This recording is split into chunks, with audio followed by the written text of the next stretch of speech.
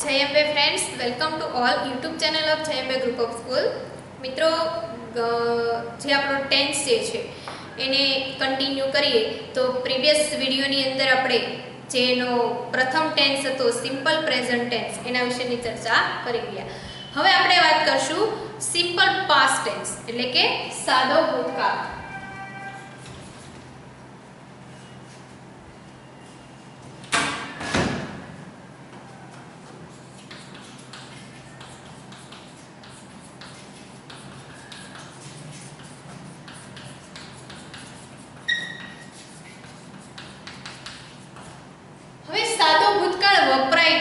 તો કે ભૂતકાળની અંદર કોઈ ક્રિયા સંપૂર્ણ રીતે પૂરી થઈ ગયેલી છે, એટલે કે ભૂતકાળમાં પૂરી થઈ ગયેલી ક્રિયા જે છે, ભૂતકાળમાં પૂર્ણ થયેલી ક્રિયા છે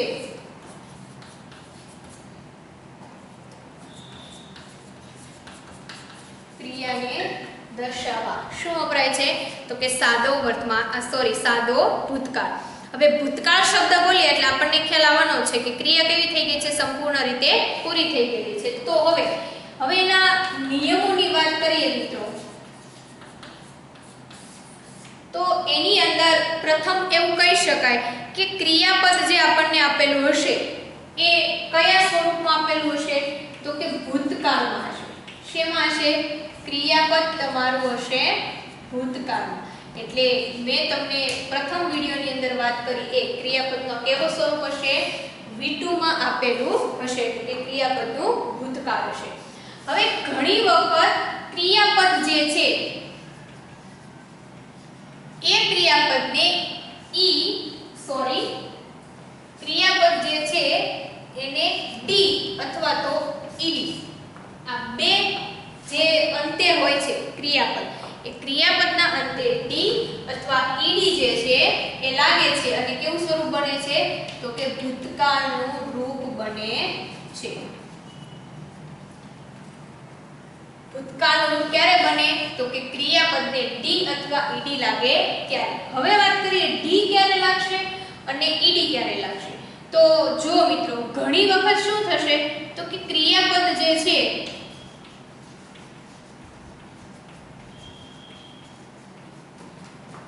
ઈ આપેલો હશે ત્યારે માત્ર શું લાગશે? ડી. બરાબર? અહીંયા હું તમને ઉદાહરણ સમજાવું. એક્ઝામ્પલ તરીકે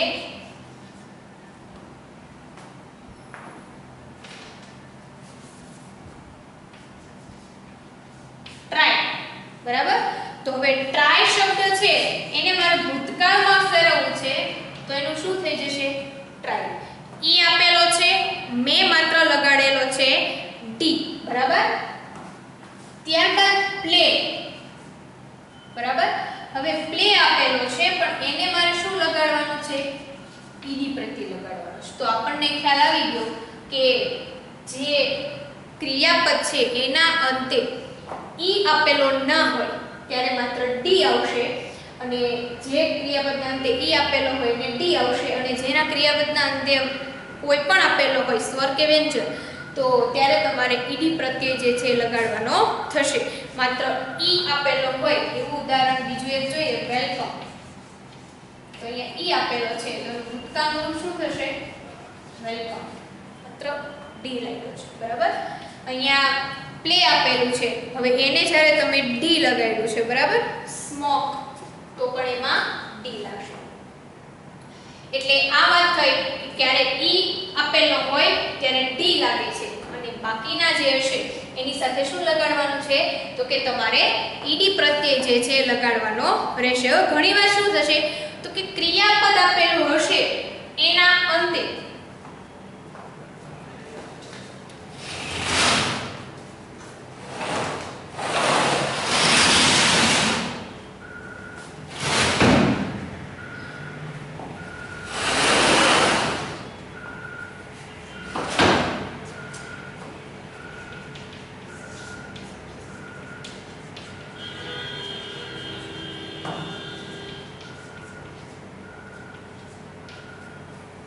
ક્રિયાપદ ક્રિયાપદના અંતે y હોય અને એની આગળ તમને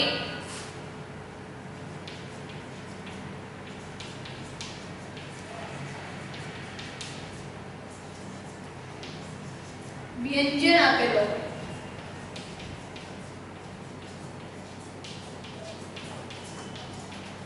બરાબર?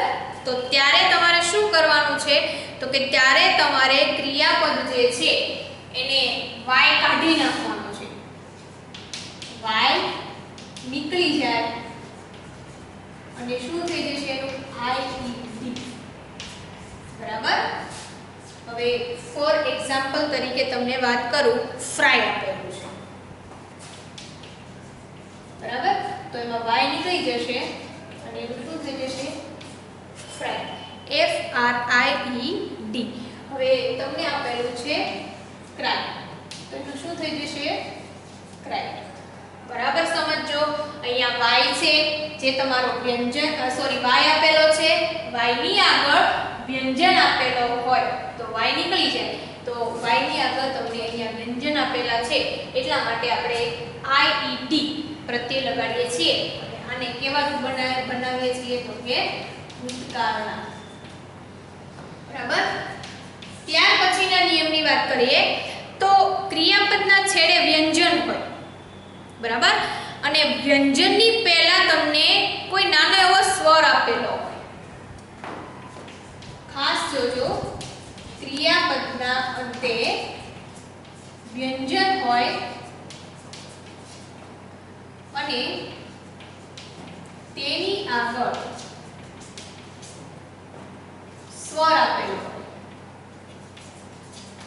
ત્યારે શું કરવાનું છે? તો કે ત્યારે વ્યંજન છે એ બેવડાય છે. બેવડાય એટલે શું? તો કે ઈનો ઈ વ્યંજનને તમારે કેટલી વાર લખવાનો છે? 2 વાર. ત્યારે વ્યંજન બેવડાય છે.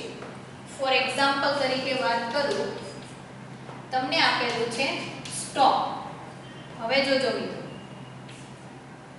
સ્ટોપ અહીંયા શું છે? ટી એટલે વ્યંજન છે. વ્યંજનની આગળ તમને સ્વર આપેલો છે ઓ. તો હવે મારે વ્યંજનને બેવડાવવાનું છે. તો હું જ્યારે ભૂતકાળનું રૂપ લખીશ ત્યારે મારે શું લખવાનું છે? Double P. વ્યંજન શું છે મારો? પી. તો મેં અહીંયા વાત કરી નિયમમાં કે વ્યંજન બેવડાય છે, તો અહીંયા શું થશે? એનું સ્ટોપ. ખ્યાલ આવે છે મિત્રો? ત્યારબાદ જે ઉદાહરણમાં જોઈએ હોપ. બરાબર? હવે હોપ આપેલું છે તો તમે જુઓ મિત્રો કે છેલ્લે તમારો શું આપેલો છે? વ્યંજન આપેલો છે, એની પહેલા ઓ છે, તો એનું પણ શું થશે? હોપ્ડ. બરાબર? તો કમિટ આપેલું હોય તો કમિટેડ. કમિટ. હવે અહીંયા આઈ આપેલું છે, આ તમારો વ્યંજન છે, તો આને મારે જ્યારે ભૂતકાળમાં લખીશ તો ડબલ ટી, ડબલ પી, અહીંયા પણ ડબલ પી. મતલબ કે તમારો વ્યંજન જે હશે એ તમારો બેવડાશે. ઉપરના નિયમમાં y છે એની આગળનું આપેલું છે વ્યંજન, તો વ્યંજન નીકળી જાય, y નીકળી જાય અને IED લાગે છે. અહીંયા બદલાય છે કે વ્યંજન હોય અને એની આગળ સ્વર આપેલો હોય, તો સ્વર જે છે એ એની પછી વ્યંજન હશે તો વ્યંજનને આપણે કેટલી વાર લેવાનો છે? તો કે 2 વાર લેવાનો છે, એટલે કે બેવડાય છે. ત્યારબાદના નિયમની વાત કરીએ તો આ બધા નિયમો કેવા છે? તો કે નિયમિત રૂપો છે કે જે આપણા જે મુખ્ય ક્રિયાપદ હશે એને ડી લગાડો કે ઈડી લગાડો એટલે એ ક્રિયાપદ તમારું નિયમિત બની જાય છે. હવે ઘણીવાર ભૂતકાળમાં અનિયમિત રૂપો છે કે જેને ડી કે ઈડી લગાડવામાં આવતું નથી, પણ એ રૂપો આખા ચેન્જ થઈ જાય છે, મતલબ કે બદલાઈ જાય છે. તો કે ઘણા અનિયમિત રૂપો છે જે શું થાય છે? તો કે અનિયમિત રૂપો હોય છે એ અનિયમિત રૂપોને ડી કે ઈડી લગાડવામાં આવતું લાગતા નથી. બરાબર? હવે એ અનિયમિત રૂપો કયા છે? તો અહીંયા ઉદાહરણ લખું, માની લો કે રન આપેલું છે, બરાબર? તો રન જે છે એનું ભૂતકાળનું રૂપ શું થાય? રેન. પછી રાઈટ આપેલું છે તો એનું શું થશે? રોટ. પછી તમને આપેલું છે કેટ, તો એનું શું થશે? કોટ. બરાબર. તો આ બધા રૂપો કેવા આપેલા છે કે જેને તમારે ડી કે ઈડી લગાડવાના હોતા નથી. સી છે તો એનું શું થશે? સો થશે. પછી તમને રાઈડ આપેલું છે તો એનું શું થશે? રોડ.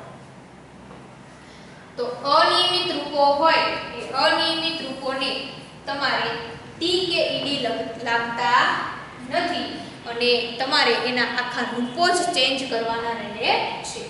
આ નિયમની વાત કરી. ત્યારબાદ અમુક નિયમ એવા છે કે જે મૂળ ક્રિયાપદ છે એનું ભૂતકાળનું રૂપ પણ ઈનું ઈ જ બને છે. એટલે કે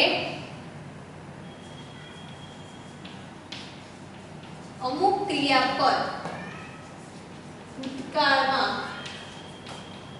બદલાતા નથી. ઈ કયા છે? ફોર એક્ઝામ્પલ તરીકે કટ, તો કટનું ભૂતકાળ શું થશે? કટ. પુટ, પુટનું ભૂતકાળ શું થશે? પુટ. શર્ટ, શર્ટનું શું થશે? શર્ટ. Cut, put, shirt. બરાબર, કે જેની અંદર તમારે કોઈ પણ પ્રકારના ચેન્જ કરવાના નથી. હર્ટ તો હર્ટ. હવે આના ભૂતકાળના રૂપ બનતા નથી.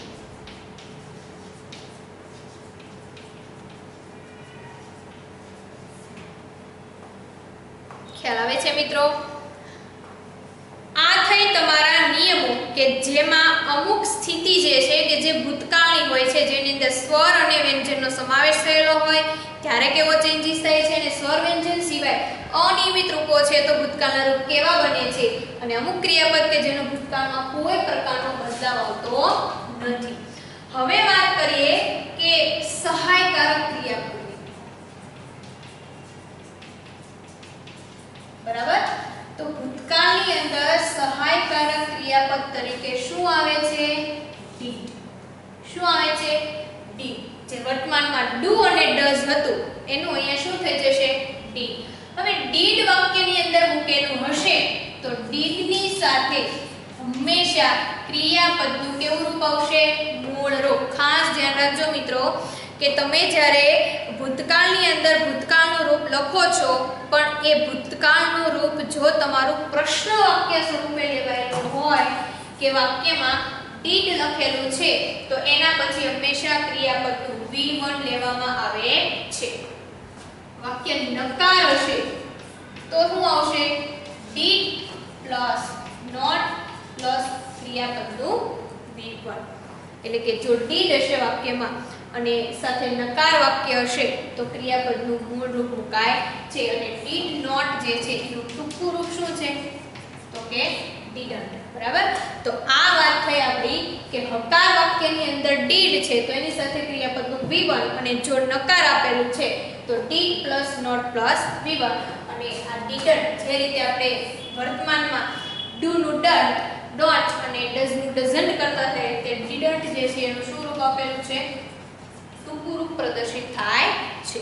તો આ વાત થઈ આપણી મિત્રો સાદા ભૂતકાળની અંદર કેવા પ્રકારના ફેરફાર થાય છે. હવે હું માત્ર તમને અહીંયા એક સાદું ઉદાહરણ સાદા ભૂતકાળનું આપું. એક મિત્રો વાત કરી કે સમય સૂચક શબ્દો તમને જે છે એ આની અંદર કેવા આપેલા હોય. તો સમય સૂચક શબ્દોની અંદર વાત કરીએ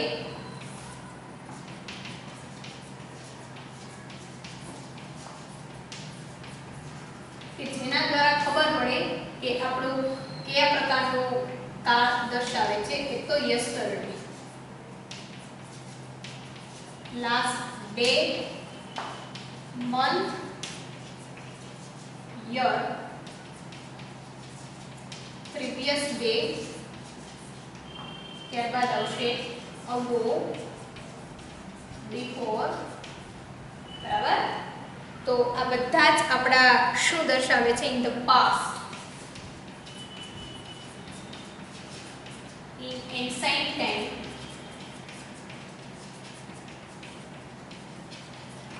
તો આ જે છે એ સમય સૂચક શબ્દો છે.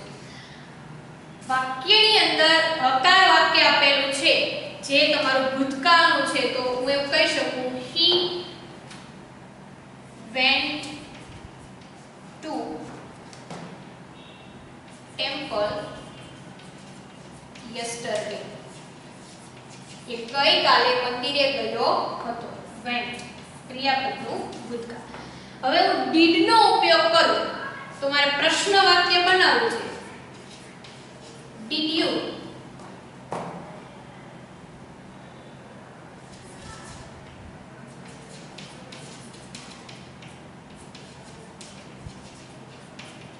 you go to school last week? did છે તો અહીંયા મેં ક્રિયાપદનું કેવું રૂપ આવ્યું છે V1. હવે હું આનો જવાબ આપું તો શું કહું? yes I did. no I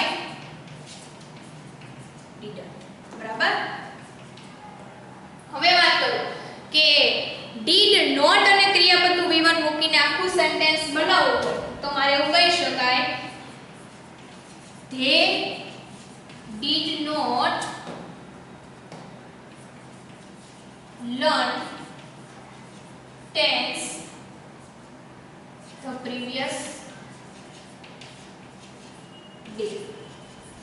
જો they did not તો અહીંયા learn જે છે એ ક્રિયાપદનું V1 છે. they did not અને અહીંયા મેં આપેલું છે ક્રિયાપદનું V2. they did not learn tense the previous day. તેઓ previous day છે એ tense જે છે લર્ન કર્યા ન હતા. એ આપણું નકાર સેન્ટેન્સ. તો મિત્રો સાદા વર્તમાનકાળ જે છે એની અંદર આટલા નીતિ નિયમોની સાથે તમારે સાદો વર્તમાનકાળ જે છે ક્લિયર થાય છે. તો આ સાદા વર્તમાનકાળના વિડીયોને અહીંયા આપણે પૂરો કરીએ છીએ. તમામ નીતિ નિયમો તમારા બુકની અંદર નોટ ડાઉન કરજો અને સાથે સાથે પાકા કરી અને ઉદાહરણો તમારી જાતે બુકની અંદર લખજો. Thank you so much.